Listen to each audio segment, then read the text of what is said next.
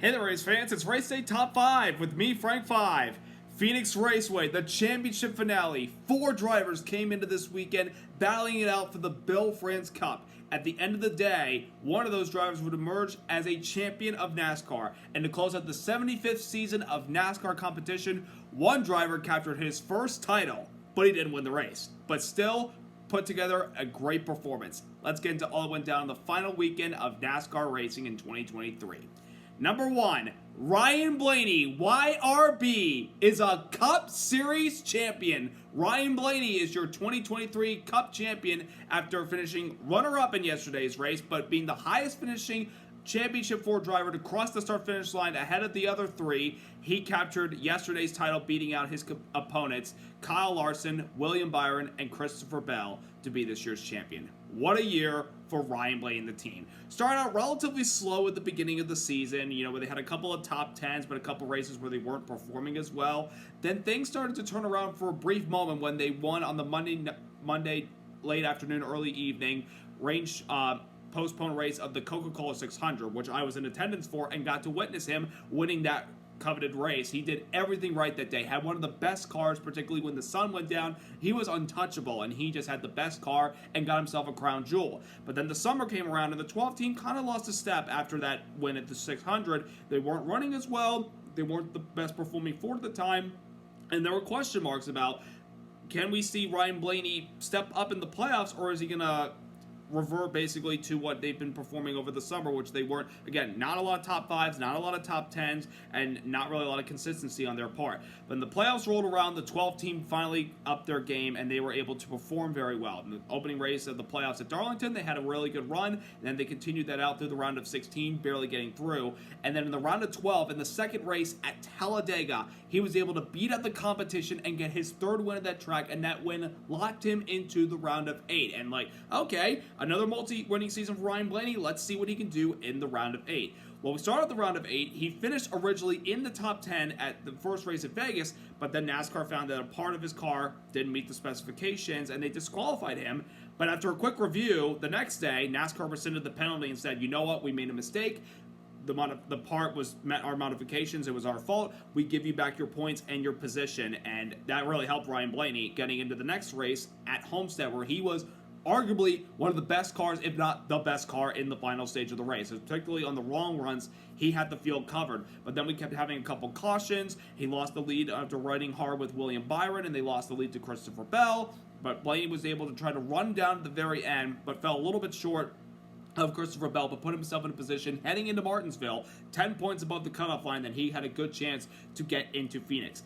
And in the last race before the Championship 4, Blaney hit a walk-off home run with a win at Martinsville, dominating pretty much the latter half of the race and getting his first ever grandfather clock, and more importantly, locking himself up into the Championship 4. And heading to a track where he's been very good at in the past, has run well, hadn't been able to win a race, but has been in the top 5, top 10 every time we've been there the last few years. He has definitely been a guy to watch out for heading into this weekend. And in practice on Friday, he was the fastest car and seemed like he had the best car of the Championship 4.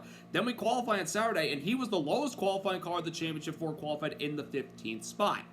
So, it was going to be a little work in progress for the 12 team to try to get up through the field and try to get to his competition when the race went green on Sunday.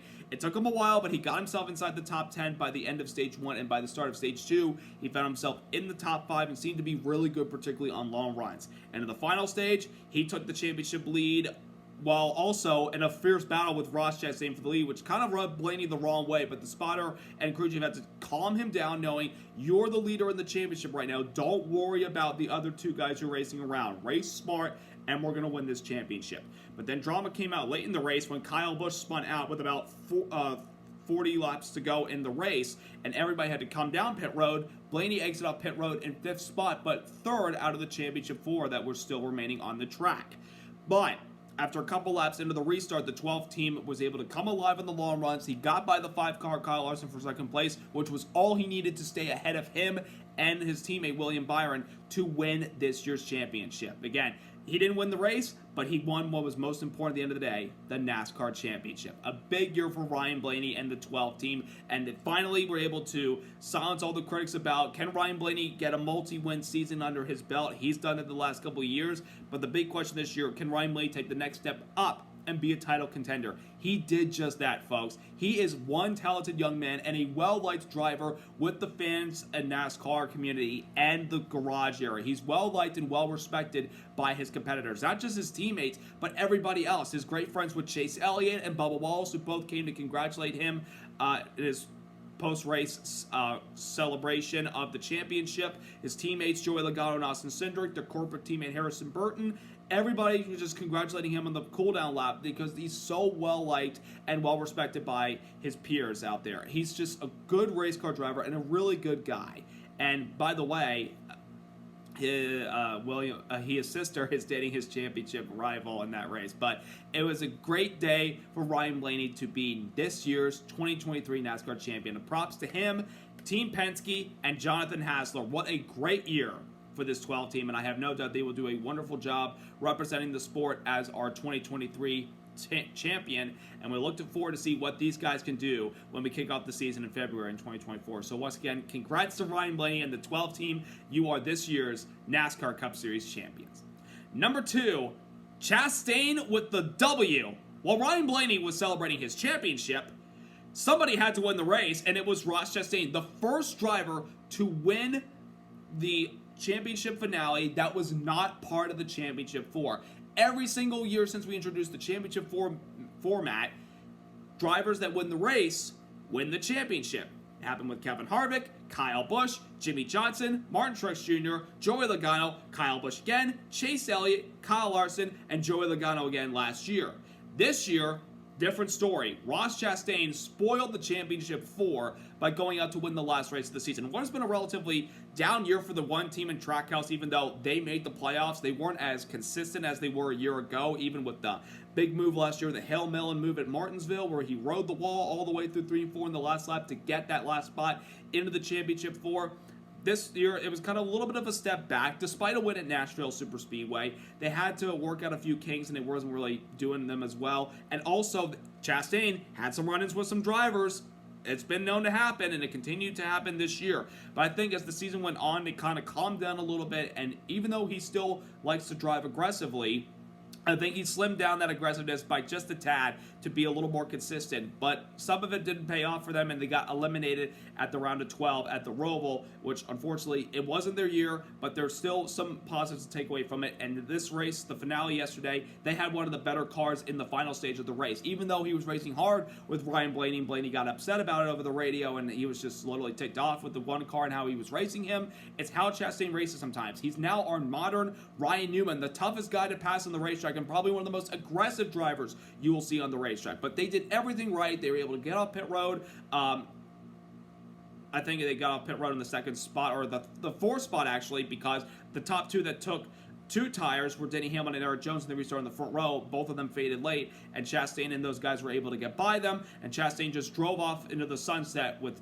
no looking back and was able to spoil the championship 4 and get his second win of the season. And a big year coming up for Ross Chastain with addition of some sponsorship with Busch Beer and Busch Light. It's going to be a big year for them in the next year, and hopefully we'll see what they can do. But a good way to end the year for Ross Chastain. He's got the right to say, I'm the most recent winner in Cup until we get ready to head to the Coliseum next year and the Daytona 500. He's got bragging rights all the way until February. So nice job by Chastain and the Trackhouse team to close the year out with a win. Number 3. Title contenders fall just a bit short. Kyle Larson, William Byron, and Christopher Bell gave it everything they had this year to try to be this year's champion. It just didn't work out their way. Starting out with Kyle Larson, the 2021 Cup champion, who was in this spot 2 years ago and celebrated his first title in his career. He's had a relatively up and down season. When he's winning races, he's celebrating victory lane. But when he's not winning, he's wrecking. And I felt like yesterday it was going to be that same case for Kyle Larson, who, if he wasn't going to win the championship, he was going to at least wreck it trying. Well, yesterday, they had kind of an okay car. Not a great car, but they were still inside the top 10 a lot of the race yesterday and had themselves in position to at least have a chance to win the championship. When that lost caution came out with about under 40 laps to go, Kyle Larson's team actually beat his title contenders off pit road. The 5 team almost pulled the same thing they did 2 years ago to win the championship, because they got Larson off pit road first that year, and it was a short run to the end of the race, and of course Larson was able to go on and win the championship that day. This time, and I thought he got off pit road first as far as the title contenders, I felt like, yep, I think Larson's going to have this thing, maybe. But as it turned out, he didn't have the raw speed like the 12 car did, particularly on those long runs at the end of the race. Even though Larson kept with the 12 car, he was trying everything possible to try to change his lane and find some extra grit to get by the 12 car. It just wasn't enough. But despite all that, a great year for Kyle Larson and the 5 team. There's a lot to look back on for what they did right. There are some races they can look back on and think, goodness gracious, what could we have done differently to put ourselves in a better position to be more consistent instead of finding ourselves possibly in the garage area with a Reds race car. There were a lot of positives for Larson and the 5 team, and I guarantee you next year they will be back stronger. Then go to William Byron, his teammate, who won the most races out of anybody this year. Got to victory lane 6 times. A career year for William Byron. At the beginning of the race, started on the pole. It seemed like early on he had the car to beat, especially when you have clean air. It definitely helps you. But by the start of stage 2, you could kind of tell when he got deeper in the traffic, his car wasn't the same like it was up front, and it was kind of tough for him to get back up there and be up at the front of the field where the clean air was your best friend. And I just feel like the car on long run speed was not really his forte when the track started to cool down late in the going. Not saying that they couldn't put up a good effort. They were trying everything possible. Rudy Fugle was even pumping him up late in the race when they were talking about the 12 car and how hard he was racing with the 1 and the 19 of Martin Truex Jr., and he was getting frustrated over the radio. Rudy Fugle was pumped up saying, the 12's having a meltdown right now and they're racing too hard. You got this. Go get them. I felt like if the race had got a little longer and those 3 leaders had raced a little harder, Byron could have caught up to them. But obviously the caution came out late, and it just wasn't meant to be for William Byron, who won earlier this year in Phoenix. I felt like that was the benefactor for him to try to win this championship. Ultimately, it wasn't, but nonetheless, Byron and Rudy Fugle have so much to be proud of what they've accomplished this year for Team Hendrick and Hendrick Motorsports and the 24 team. They did a great job all year long. And I guarantee you eventually, William Byron will be hoisting that Bell France Cup as a Cup Series champion. He did everything right, just didn't put it all together yesterday. And last but not least, we go to Christopher Bell, who coming into this race as not really one of his better tracks, but he seemed to have good speed at the beginning of the race. He also, like Blaney, qualified outside the top 10 to start off the weekend, got himself in the top 10 in the end of stage 1. Stage 2 seemed like he maybe could have a good car, and if a few more adjustments, he could put himself in position. But then Bell started complaining about his brakes a little bit, and then on lap 110 of the race, the right front brake rotor went down, and Bell went straight into the outside wall in turn 3, knocking him out of the race, and unfortunately, knocking him out of a chance to win the championship. Really unfortunate that one of our title contenders had to exit that early. It would have been interesting to see those 4 drivers bunched together in that last restart, battling it out for that championship, wondering who was going to be the most aggressive to try to give their best to try to win that championship. Kind of wanted Bell at the very end of that race to try to be in the championship conversation, but unfortunately, the right front rotor went down early on in the race and knocked him out. But there was still a lot to be proud of for Christopher Bell and the 20 team this year. I mean, they only went to victory lane twice, the Bristol Dirt race and the Homestead race, but there's still a lot of positives to look on what they've done this year. Hopefully a little extra work in the offseason, they can come back stronger next year and give it their best. So a great year by all 3 of those drivers, Larson, Byron, Bell, but unfortunately, they all fall short of the champion of this year. Number 4, forever a champion, farewell, Kevin Harvick. Yesterday was the final race in the long storybook career of Kevin Harvick and his tenure in the Cup Series. What a road it's been for this guy. When he was first thrust into the Cup Series after the death of Dale Earnhardt in the Daytona 500, he started the car that was rebranded from the 3 to the 29 car at Rockingham, and a few weeks later he shocked the world by winning his first Cup race at Atlanta Motor Speedway in a photo finish, beating out Jeff Gordon. That brought so much joy, tears, emotion to everybody, the fans, the NASCAR community. It was an emotional day for not just them, but for also Kevin Harvick to get this win and the opportunity. He's won a lot of big races in his career. He won the Brickyard 400 in 2003, and in 2019 and 2020. He had that thrilling finish in the Daytona 500 in 2007, beating Mark Martin by 2 100ths of a second. One of the greatest Daytona 500s you'll ever see. It's definitely up there. It's perhaps, other than 2016, the best Daytona 500 finish you will ever watch, folks. Nothing comes close to that. Maybe the 1979 crash with Yarborough and Allison, and Petty goes through to win, and then of course the fight, or Dale versus Dale show. But the Harvick Mark Martin finish stands out as one of the greatest Daytona 500s ever, and I'm so proud that I was able to watch it as a fan on television and was on the edge of my seat watching Harvick beat Mark Martin and robbing him of a 500 victory. Not really much robbing him, it's just beating him out fair and clean at the very end of the race. One of the best battles you ever see. He's also won the All-Star race. He won the Coca-Cola 600 in 2011 when Dale Jr. ran out of gas on the last lap in turn 4, and won it again in 2013. He's won a lot of big races. He's won the Southern 500 a few times. He's done a lot in the sport, and all those accomplishments came with RCR, but the last few years it's been with Stewart-Haas Racing. His first year with Stewart-Haas, won 5 times and won his first and only Cup Series championship in 2014 that brought so much joy to him and Delana, his wife, and little son Keelan, and what they've been able to accomplish in the sport. Harvick's not only been successful as a race car driver, but also as a team owner in the Xfinity and Truck Series. He won a truck championship as an owner. He's won Xfinity championships before as a driver. I mean, he's done everything right in this sport. It's been a wonderful road for Kevin Harvick and what he has accomplished. And when he announced earlier this year that this would be his final year, the hope for me and a lot of other fans that he would go out on his own terms on top, maybe as a champion and win some races. He made the playoffs this year. Unfortunately, they were just never able to get to victory lane, and they didn't make it far in the playoffs, actually eliminated in the first round, which is kind of a bummer because I would have loved to have seen Kevin Harvick get one more championship run. But this weekend was a special weekend, getting to close out your career at a track where you have more wins than anybody. He's won here 9 times, folks. He is the most successful driver in Phoenix, and I don't think anybody's going to come close to Kevin Harvick's record here. And yesterday was his 26th consecutive top 10 finish at Phoenix. I mean, unbelievable what he's accomplished at this track. Had a really good car at the beginning of the race, qualified well, and got up front, and he led some laps in his final race, which is what I also wanted him to do in his last race. Go up front, lead some laps, and at least put a challenge up for the win. And it looked like early on he could have a car to spoil the championship for and win the race. But ultimately, I think in the middle of the stage and in the last stage, he kind of faded back. And at the end of the day, he came home with his 7th place finish, climbed out of the car, and had a special moment with his team owner and his best friend, Tony Stewart, all the crew members at the number 4 Busch Light team, Rodney Childers, his crew chief, who they were able to win a championship with, his wife, Delana, his son, Keelan, his daughter, Piper. The 2 of them actually sent a little message to their dad on the radio right before we took the green flag to start the race yesterday. Nearly brought a tear to my eye to see that, and he listened to that. It was a wonderful career for Kevin Harvick. It's going to be weird not seeing him in the car next year, but he's done a lot in the sport. No doubt, he's a first ballot Hall of Famer for NASCAR, and we can't wait to see him get inducted to the NASCAR Hall of Fame, and can't wait to hear his speech and what he's had to say about his incredible time in NASCAR.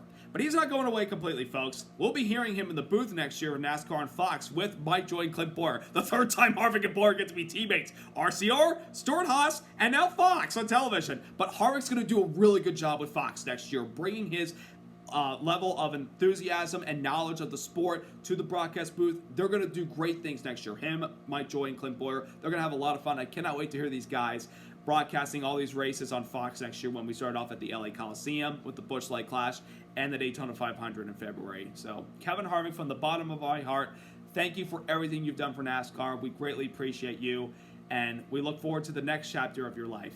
Thank you for everything, Harvick. And number 5, while Blaney was celebrating his Cup Series championship on Sunday, 2 other drivers were celebrating championships this weekend. And oh, by the way, an all-Ford weekend. Every single driver that won the championship this weekend was a Ford driver. Starting off with Ben Rhodes on Friday night when he won one of the ugliest championship finishes. I was going to say that right away. That was an ugly way to end the championship finale with all the wrecking and all the little bit of, disrespect on the racetrack by some of these guys continuing to bash into each other, having to take each other out because they're frustrated about a couple earlier events. I'm talking about, Corey Heim and Carson Hocevar. Hocevar made a dive bomb late in the race into turn 1 and got a little too carried down and came up the track a little too hard and got into Corey Heim, taking Heim out of a chance to win the championship. But Hocevar obviously was not happy about it on the radio, and he felt bad about what he just did. He tried to rally late, but unfortunately Corey Heim was waiting for him, and he took him out, changing the outcome of the race and robbing Grant Enfinger of a championship. And a lot of people are not happy with Heim about what he did. But that set up a crazy amount of overtime restarts. We had 4 of them because everybody kept wrecking. And the guy that ended out on top, Ben Rhodes, he actually was part of one of those overtime incidents, but he was still able to stay out there and win the championship despite a late challenge by Grant Enfinger on the last lap. But Ben Rhodes is now a two-time Truck Series champion. I guarantee you his post-race interview in the media center was just like 2021. A little tipsy, but still a lot of fun in there. And then on Saturday night, Cole Custer, who got demoted from the Cup Series down to Xfinity this year, went out and proved that he can still be a top-tier driver in the sport. He won 2 races in the regular season earlier this year at Portland, and I think he won 2 races this year. He won at Portland. I can't remember the other race he won. He won somewhere else. I know he did. I can't remember, but he won at Portland earlier this year, and then he was able to make it all the way through the playoffs and made it to the championship four in Phoenix, despite all the chaos that happened the previous weekend at Martinsville. But he had one of the better cars, particularly late in the race when the sun went down and the lights came on. His car really shined, and despite a late race overtime restart, he held off his competitors in Justin Allgaier, Sam Mayer, and Jonathan Nemechek to be this year's Xfinity Series champion. He did a great job. He'll be back for Xfinity run next year to try to go back-to-back, but a great job by Cole Custer and the Stewart-Haas Racing team on an incredible season in the Xfinity Series, and I guarantee you, he will do a great job representing our sport in the Xfinity Series as our champion. A great job by all the drivers this weekend that won championships for the manufacturer Ford, Ryan Blaney, Cole Custer, and Ben Rhodes. Props to you guys. And with that said, the season is officially done. It's been a long road from the start of the green flag at the LA Coliseum with the Busch Light Clash to the high banks of Daytona to kick off the season with Speed Weeks and the Daytona 500, to all the venues we got to this year. Of course, the Coca-Cola 600 at Charlotte, Circuit of the Americas. We got to go to Milwaukee for the Truck Series for the first time in a long time. A lot of interesting places. It's been a long road for NASCAR this year. It's a great year to celebrate 75 seasons of NASCAR. And I want to again congratulate all 3 of our champions on their impressive job this weekend to be champions. So that'll do it for this video. I hope you all have a wonderful week, and I hope you enjoyed the season. I'll have couple more videos coming out. One of them, the racing vlog from Martinsville, and a thank you to everybody for supporting me throughout this 2023 season. I've had a blast covering all these races. So look forward to catching you up relatively soon. Subscribe, like, and congrats once again to Ryan Blaney and the 12 team on their 2023 NASCAR Cup Series championship. And also congrats to Cole Custer and Ben Rhodes on winning their championships in the Xfinity Series and the Truck Series. Have a great night, everybody. Thank you so much for watching, and let's go racing!